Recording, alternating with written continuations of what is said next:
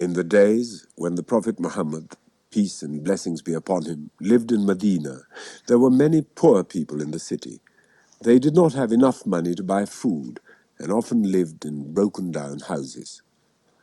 One day, a poor man came to see the blessed Prophet, hoping to get some food.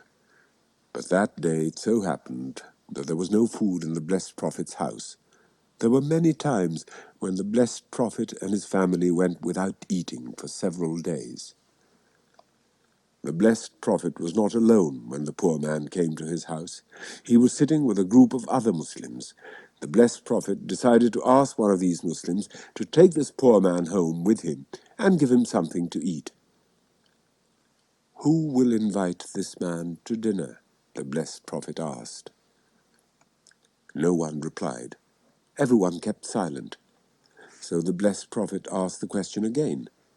But again, no one responded. Then one man from the group stepped forward. His name was Abu Talha.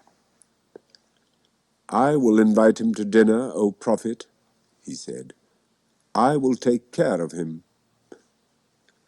Then Abu Talha turned to the poor man and welcomed him. "Be my guest tonight, O my brother." The poor man, very pleased and happy, accepted Abu Talha's kind invitation.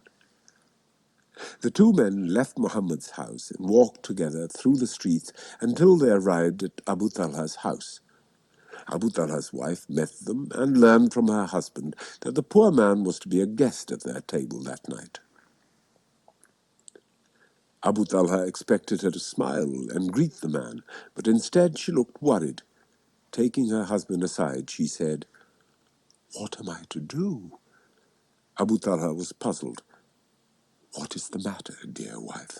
he asked her. "Is anything wrong?" "Oh, my husband," she told him, "this is terrible. I would gladly give food to this man you have brought with you, but I have only enough food in the house for our children. This puts us in great difficulty." "It certainly does," agreed Abu Talha. "What are we going to do? I have given my promise to be a host to this man." Abu Talha thought for a while, and then he had an idea. It was a rather clever one, as you will see. "Send the children to bed," he told his wife.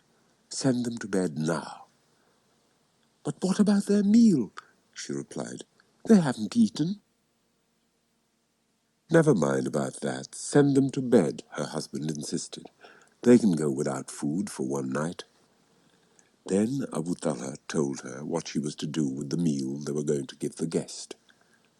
Abu Talha's wife did as her husband told her. She sent the children off to bed and then set about preparing what little food she had. Then Abu Talha called his guest to the table, and they all sat down to eat, or at least so thought the guest.